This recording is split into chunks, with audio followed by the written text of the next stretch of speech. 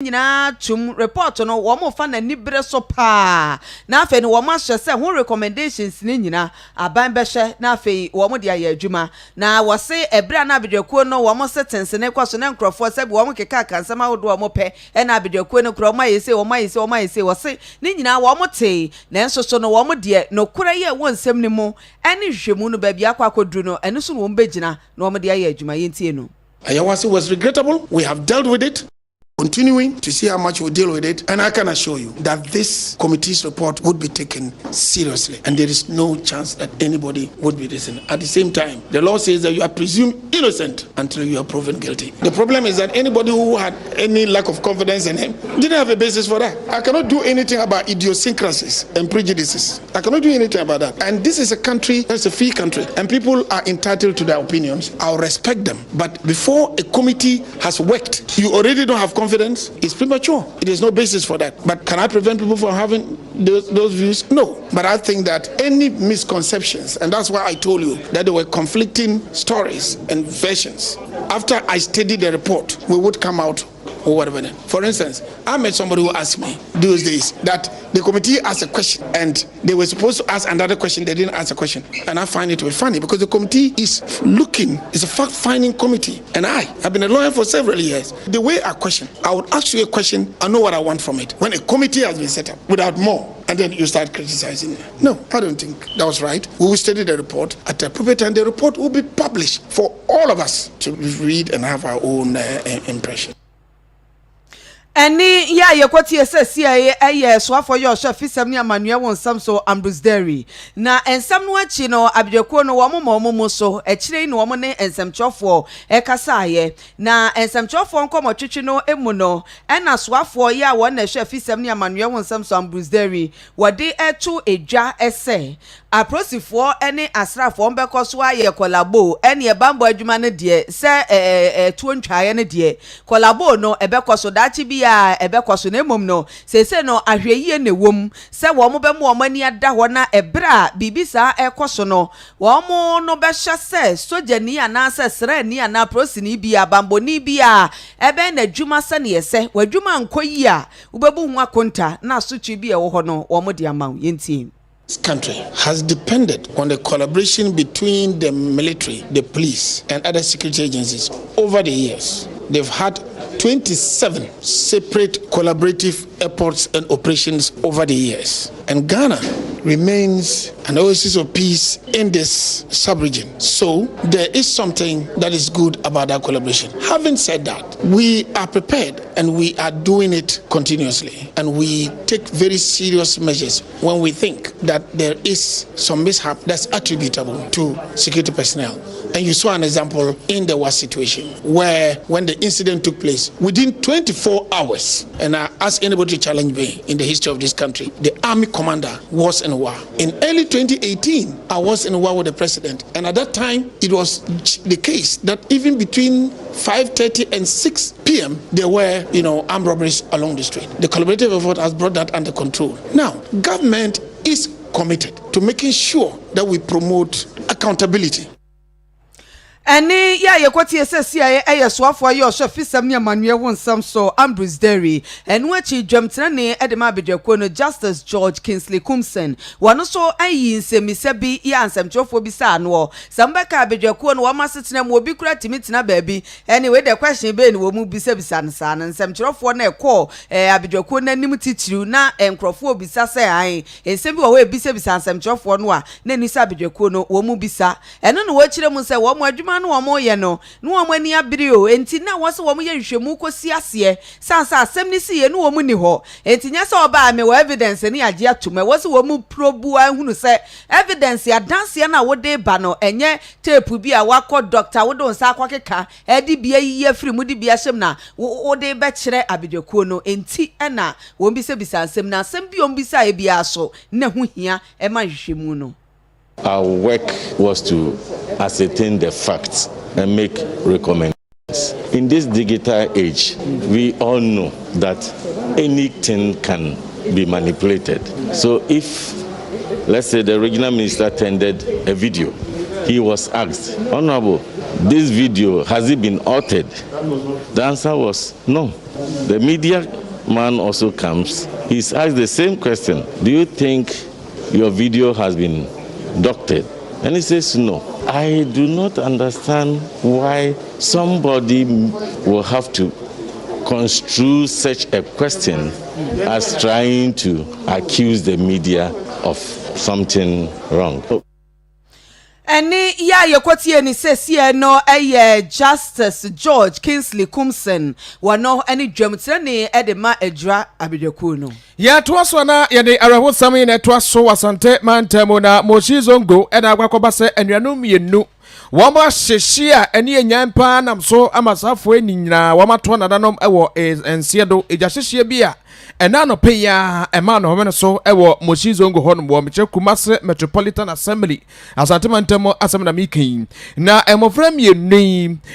yesi edin a womo ede so ba kokoro no de wanya emfie no baako ene bosomi nsia ye frene Tahiru ena ba kokora de onya afeye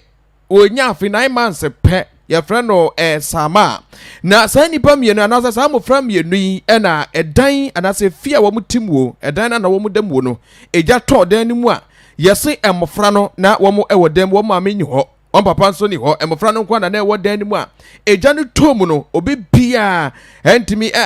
ankan ko twitwanje mu frɛ nam so ama wo munyina atona nadam ewo ensie do na yesi eja no hyase anope ya na nope abra no wotwe abo apamu ena eja no hyase a enam so ehye ya ma emofra mienu nyina wo mo afamu atona nadam ewo ensie do na imprempre de empanyfo ntimi enwi ne enam so ntia ema eja hyehye no ebaye ne mo do nsama dodo na eka anase fire service fo ekokopie mo ewo ho eka ne se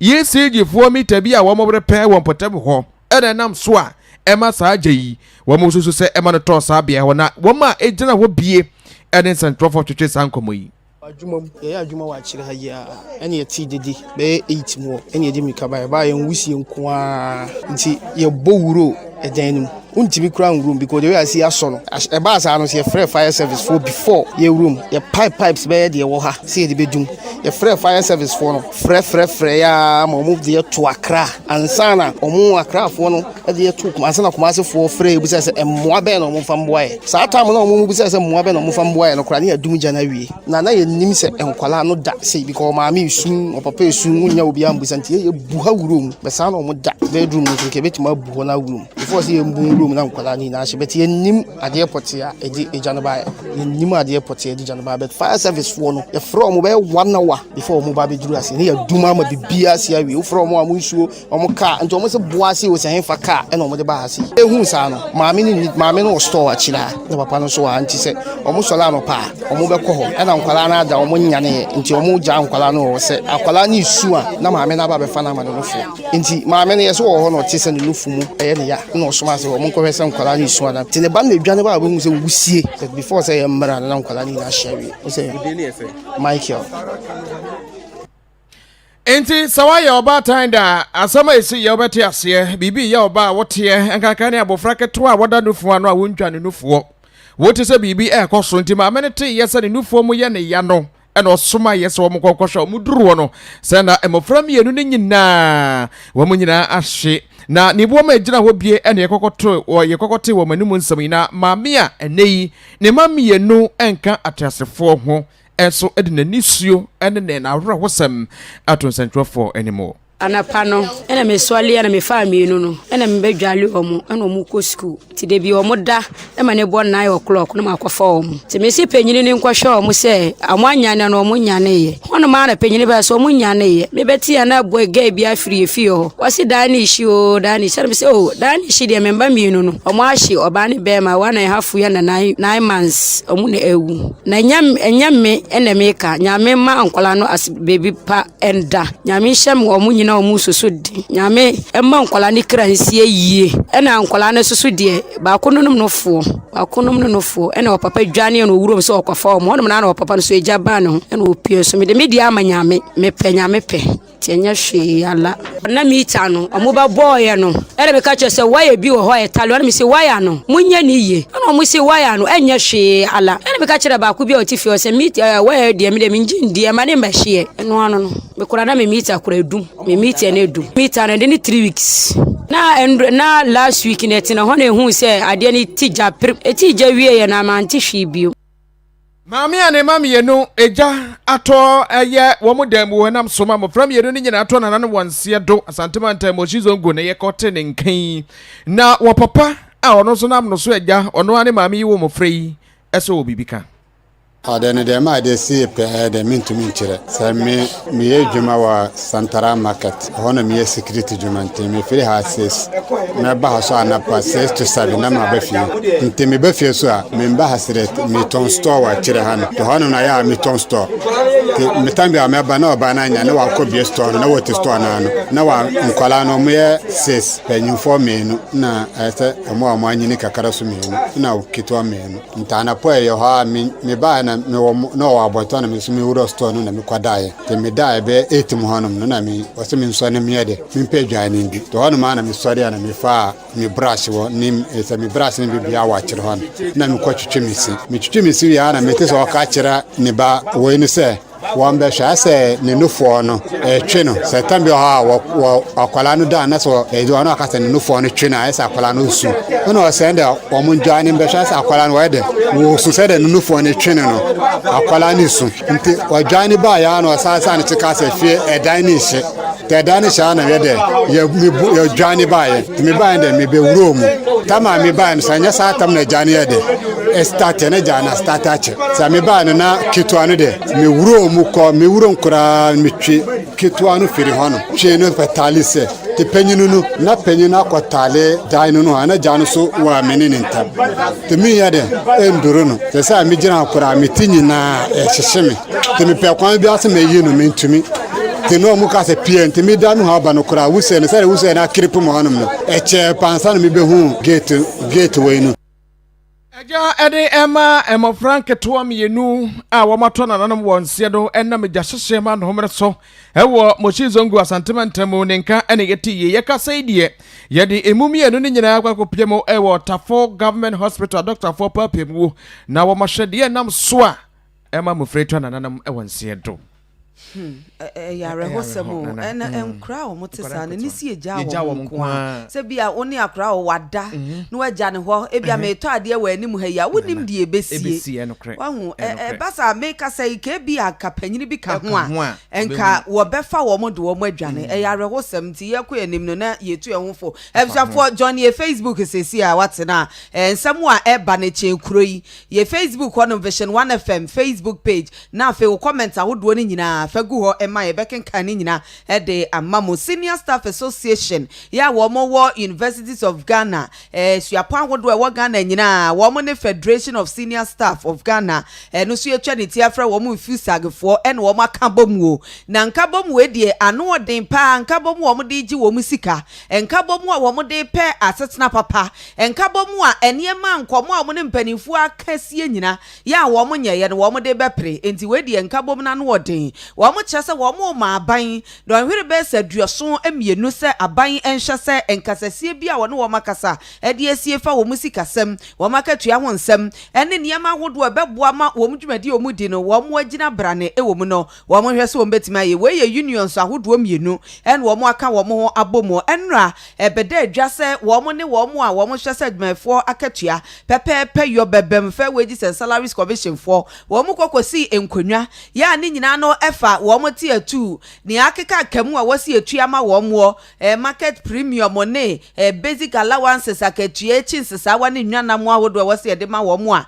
yemfa ma wo mo nyina wo mo koka ho asem so wo mo kire se ase mpanifo no wo mo afo wo mo sese agro bi no wo mo dio sese yo enkomo no a wo mo kosi hu nkonwa no nyade a esi gina ye papa bia enu ntie ne wo mo friendsem chofo hie mo amadwam tene de ma Senior Staff Association of Universities of Ghana Zakaria Mohammed wode ato aban enim se kwan aban ede wo mo efa so no enye kwan papa enti no wonde wo ka kire aban plane we nye plane fasem ese wonya wo mo abisade do hwere aduoso mienu no nya sade a wo mo ede wo makade begu hodie dikan enu achi no wo mo betwero petition ede akomra hye bedwam no wo mo komra hye bedwam a wo mo atie die mpanimfo enso ebetimi aka fa ho yenti having met on the 19th of May 2021, and all attempts made by them to get us call off our strike proved futile. It took the intervention of Vice Chancellor Ghana, represented by the Vice Chancellor of University of Ghana, Lagos, and the Rector of Ghana Institute of Journalism, Executive Secretary of Vice Chancellors Ghana, Deputy Director General of Ghana Tertiary Education Commission, Dr. Ahmed Jinapor, Fair Wages and Salary Commission, to sign on to an agreement between SSE and government that stated clearly that the period ranging from 20th June to 19th July shall be used to finalize all outstanding issues concerning our conditions of service. Shockingly enough, after the expiration of the deadline, nothing concrete came out of it. Again. And clearly, that is an act of bad faith, because it was on the basis of this agreement that the senior staff of Public University in Ghana suspended its strike. Are we not justified to resume our industrial action within the next 72 hours? Are we not, I want to repeat, justified to resume our industrial strike action within the next 72 hours? Because if they had done this without discrimination, where we have reached, I'm sure we would not have gotten there. Now, it was on the basis of this that equal pay for equal work done, single span salary structure was established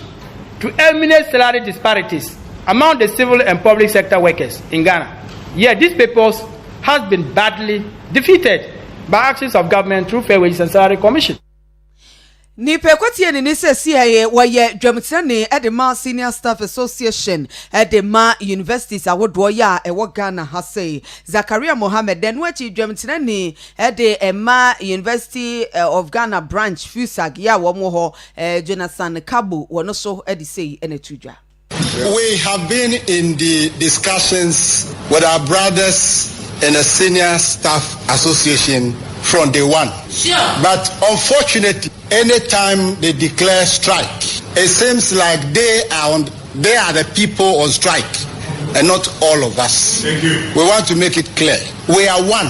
What we want our members to know is that we are fighting a common cause. So if SAA declare a strike, because we are negotiating together and we have come to a stalemate, or we have come to a point that we cannot see our way clear, we are with them. Whichever form their strike actions will take.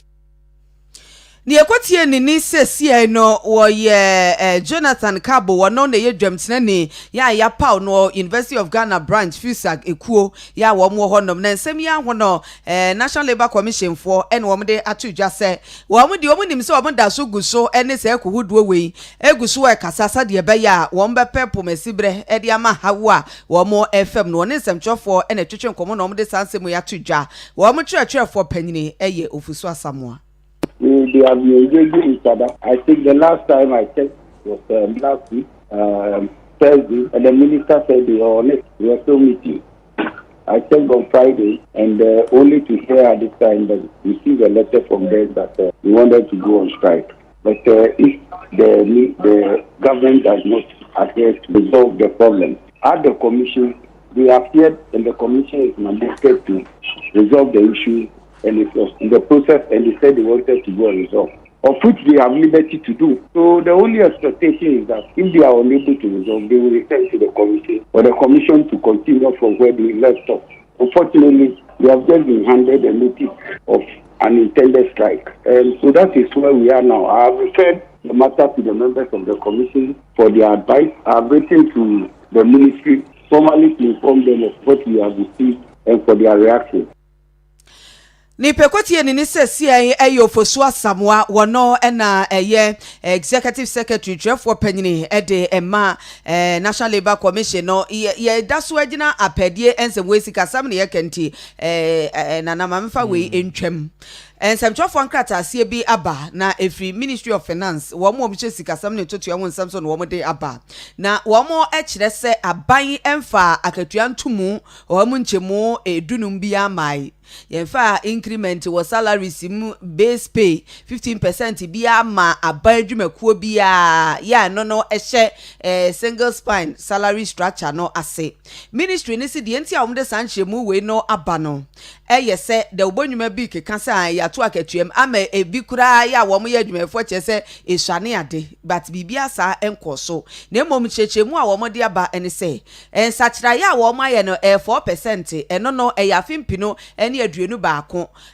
sika afe enwo hyehyeye ya wo mo ye 4% eno ye de obi anim eti ukwati 15% bi te sade eya ade foforo ya afe na aba ya sese no ebeda da obonwuma mu nkrofo atwe ho da awere no a wo mu nyai sanse ministry no wo mo fantomu bi amai enti we ensemchofo nkratase ya wo mo de aba yentoa ensam no so yengyina mo e wonsem foforo ma na Ghana Employers Association for ena wo mo de krata ba bonten a wo mo edeto wo mo a adwuma awodo ye wo mo de ameche adwuma wura no mo awodo nyina na adwuma mo mpanyifo wo ma efa nkrofo wa adwuma mu se wo mo ba modin asa COVID-19 hyehyeye awodo a emre bi atwamuo wo mo ede ba ye no no boaye ma adwumayefo ni bi etrafie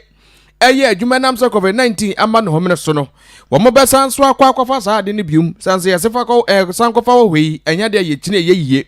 na se wo mo de nsam yi etudwa na wo mo ede tudwa se third wave eno no fa COVID-19 yese no kura hu ye hu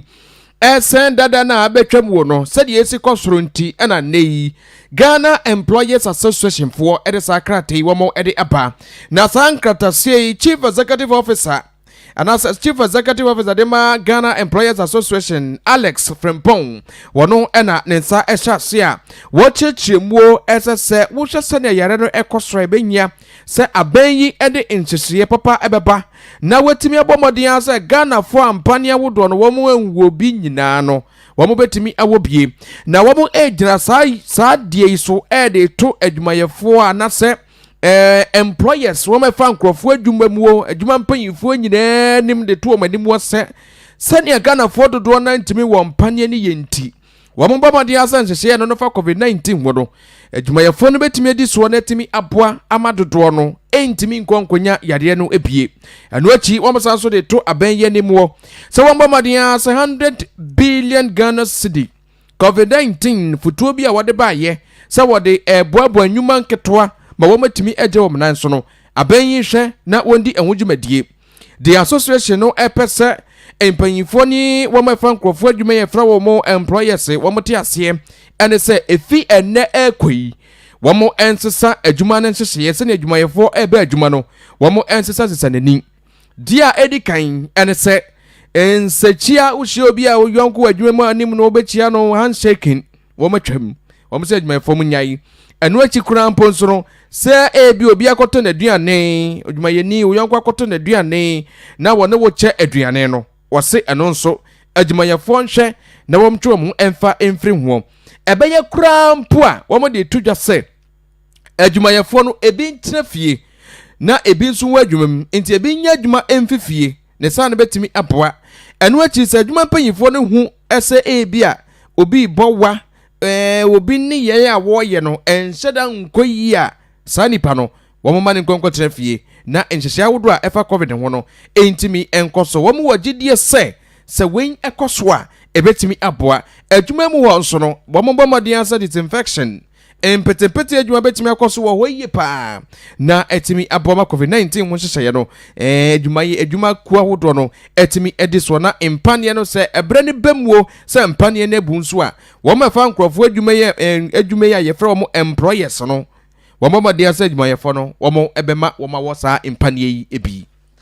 yentu aso e covid nsemwa ene yeda so ye gina Ghana Health Service for en wo mo de ato edwa ese achechefo ya wo mo ekirade e wa Chimota school e wo enkran ha sei no wo mo abomodian wo mo empane vaccines no wo mo se tumi aka wo mo ede ni nyina no eye ebre beda edwa se covid-19 ene sufufro ye dada ne ho no delta variant no wo mo enya bi anase wo mo record bi e wo school mu no we no eye se ebetimi aboa se de be ya virus no a atiesi school mu ho no encheche na enkosrasra afoforo na wo mo se free ebra school no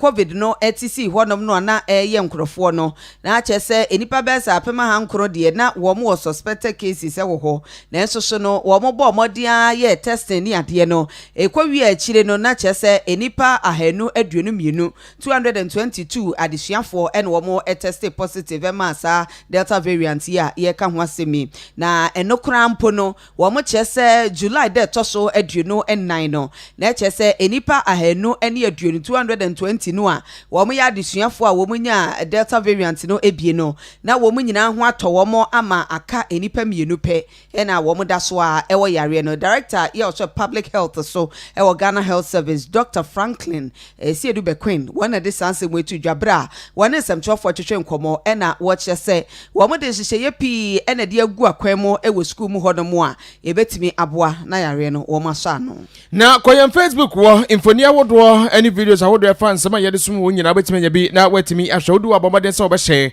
wodo adwenchen beto ebegibrane akenkan ede ama wo policy research and advocacy civil society organization from Ghana for no omode tudwa sasa wo hwa akuntabu awodo abenyi ebuo efa sika wodo awasai ewo COVID-19 wona wo mo se emu enna ho eyon transparent na asama Ghana for ekenye wo mo nkwa o edomkuma wo mo masebe medical de baba tudwa se COVID-19 fotoa abenyi eboto wo efi abraya de yi niti ewo memu no akwakoye sasa sika no wo mo nsede hu ade potin abenyi edi aye efa covid ho eno na nei Ghana for so de wo mo waji mu obi se aban no kura no hwe ne expenditure ho asem kokoka ye fa COVID-19 yi ho a figure na aka no de tudwa se bia sika sei ena ya spend ye fa COVID-19 wo nso se bia wo ba cheche mu se bia ye de to wen ye de yese no Ghana for se da bi no wo mo ehunu se abenyi eye entiama nkuntabuo no emu na ho project officer de ma Ghana Sandra Kwabia ene workshop be a course for the COVID-19 one and other Sammy etuja. To move into some issues around budget credibility, that's basically how much announced COVID response did government implement as planned. So if government has, given some promises and you want to look at how much of the promises have been, implemented and or executed. The aggregated nature of published fiscal data also makes it a bit, difficult or impossible to see what actual government spending is related to COVID-19. And most of the information that we have is basically, giving a lump sum of the expenditures, and it's difficult for you to, disaggregate and then know how much is going to COVID-19 fiscal policies. Project Officer Adema Ghana Sandra Kwabia Nenkane yeti no wie ne sa no na technical coordinating director Adema Ministry of Finance asoya wo mo hwe nti kasam so Madam Eva Mens edi to just say asama Ghana for kano was enye no kore. So any study that suggests that we did not engage or we did not follow any international rules, no, we did. We did follow all the rules, and we did follow all the regulations, and we did follow all the practices. Did we fast track? Of course we fast tracked, because we were in an emergency situation, and we needed to make sure that disbursement happened on time, and because lives were at stake. It is so easy now to look back and do an assessment and say that, okay, you did not do this, maybe you should have opened up a bit more. But at the time, we were seriously considering the lives and livelihoods of Ghanaians. And yes, we went through all the processes on participation. And I pointed out to about sharing of information. Hey, some Ghanaians got tired of the president coming week after week. Neba yetene nkai okwa asoya womo ena hwe yensi kasam so a wono woye technical coordinating director na edi on this one Madam Eva Mens. Ghana Federation of Traditional Medicine Practitioners GAFTRAMO ene yetwa ne tiade frɛ wo mo kyese eyi wo mo ya pa se yeyi wo mo afirimuo ebra aban pa obedwakuo ya Professor Kwabena Frempo Boaten eda wo no ano ese wo mo nkosi nkonwa na wo mo nso esua yadwene efa kwane a Ghana ha ya nkasa so yebetimi enya manufacturing hub bi ya kyese honom no yebetumi aye vaccines awodo a ebetimi aboa na asesi a COVID-19 na bayi a yepe vaccines ho aye nnan ya nya asem ketwa ukwadwama so kura winya bi ntwe nka Ghana ha ye ye de wo hanom akebetimi aboa ama nkrofo kora ba betobi de afiri wo man no enchen enti wo mo chese wo mo nso so wo mo wohwei se fa bibiduro ne ho ne ma ho ne hu sua hu ne nimde de gaftramfo ye ntimi nyi wo mu mfirim na enso so no ekokọ ba se Professor Frempor Boaten ankon so to wo mo kra se gaftramfo mo so mo hu hia enti mo fom adwenkyere emra no eno no wo mo chese ama wo mo di ya pa wo mo dwene ho a wo mo ntia se mba kai a wo mampanyini na nadodan kwakufu ado na no kwasi ada ya wone Ghana fo kasae no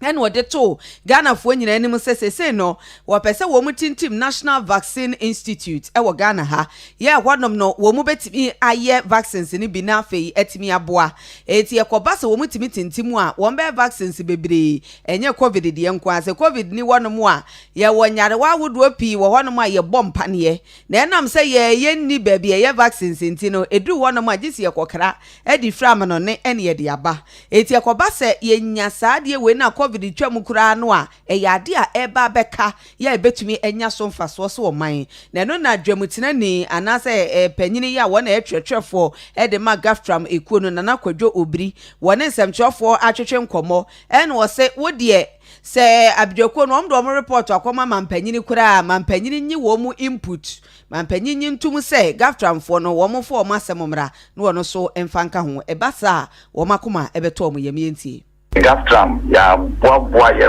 papa train say o man peni committee na wa set no on betimi aba adidro for akachi ma yenso ye boa bia ye wono sa papa kufu ado na ye boa na ban na Ghana atumi akọ yi na so minua endra me say ye the report no ebi akwakoma o man peni na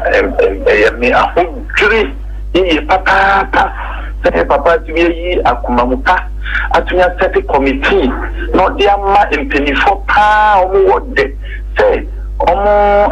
kongo wura nanka omo ntumi yebisa no man tumi amfo mani ankyere abibidro akachi ba ko pe kwa ema yenso yentumi amfa ya adwen anka ho no Abishafo nipa yekwati ni sesi eye nana kwadwo obiri wono ene ye kyerɛkyerɛfo de ma gaftram fo munya bota ade ekura fe ni ye chesika ye nya biki ye ni aye pane ni bi ni yese eyi a wahu what's na tibia ba hu say na wan frɛ won de se na tibia meka ho asɛm ya wan se wan na ye fro bi ade asadi wanka ne ye yo se afe no mbe nti edu o mbe frɛ wo ye benu munsu atwe opefro na privilege committee a wo mo ewo mra semedwamo e de atoja se me ya adoma August 5th 2021 and public hearing no efa ensembima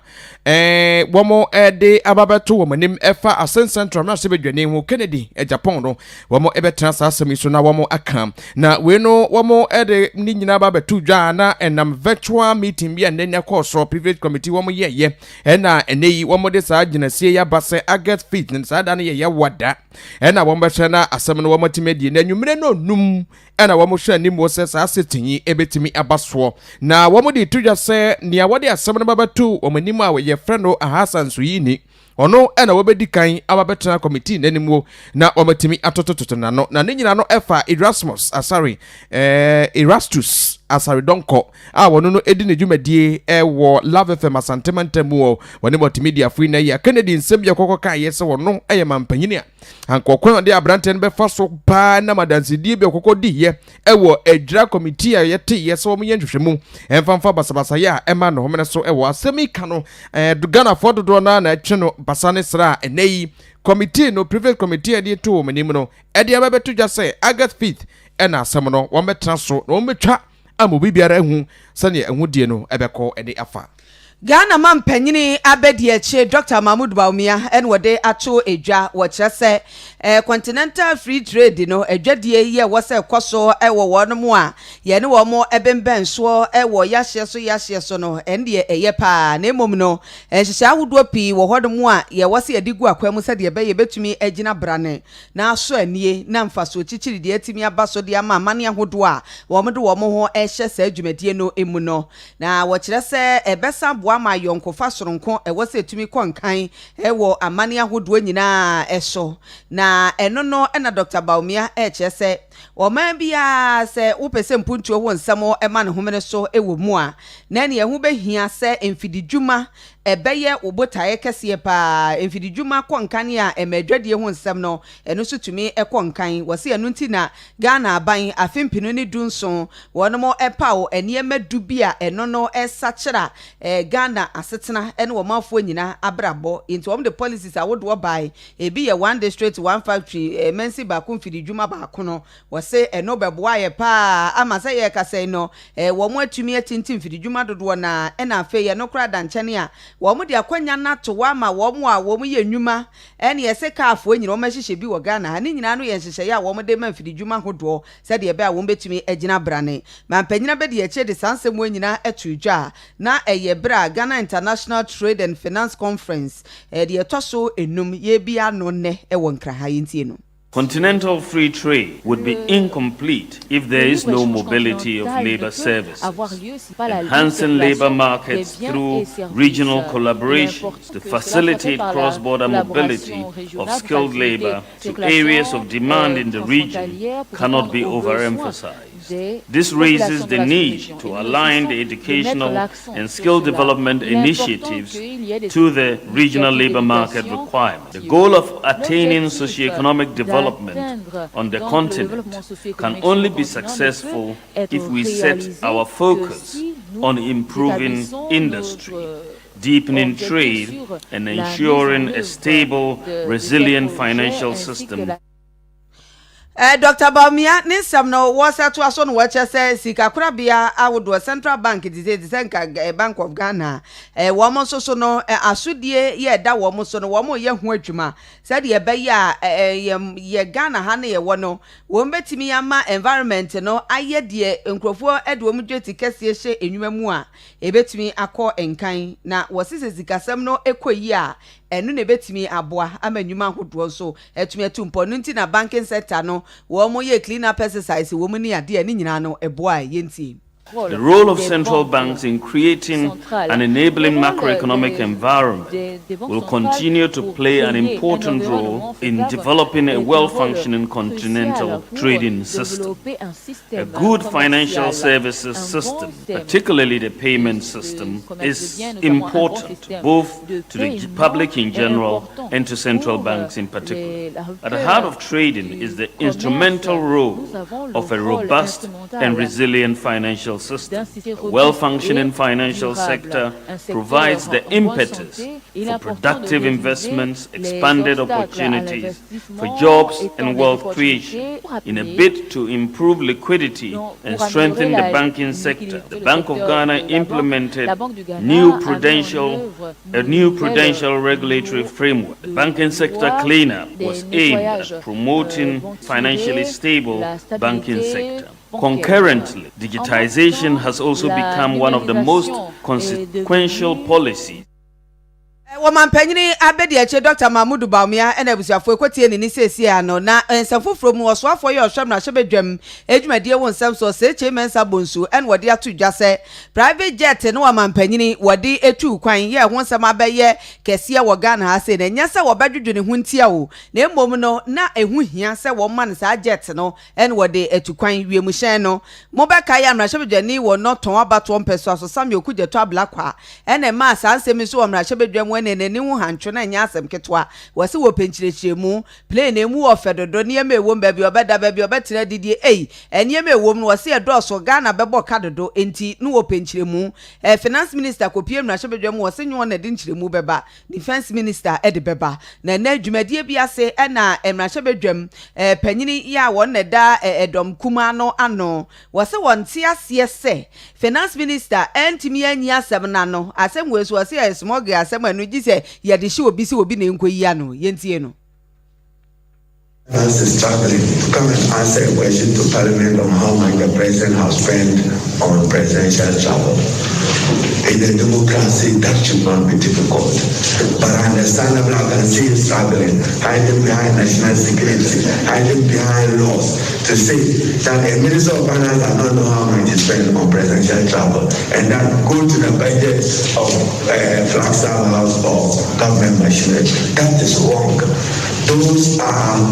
limitations on the exercise of parliamentary oversight. Haina Drisu wano ene dadom kuma no Ghana mrahwebedwam ne ne yekotie yi na numu no na Oros Mensa Bonsu ede atu dwa se flight ne de wo hwewiem hye na wo se wo moma no ede ekro na ehu hia anya se obedwudwu ne ho entia na wo se National Security Minister enche obekwa akopie mu wo mrahwebedwam no wode ne bo ne ho asem nyina ede akotudwa. When the Minister of National Security gets invited, he relates to it, what costs it. It's not as if the Minister is running away. He says, I don't have the responsibility. And our rules provide that we ask questions to ministers who have official responsibility for a matter. It's not to be assumed that, the Minister of Finance is the one who makes money available to pay contractors. So if you want to ask why a contractor on the road project has not been paid, you don't ask the Minister for roads. You can't ask the Finance Minister. That's not how Parliament operates. So ask the person to the minister responsible.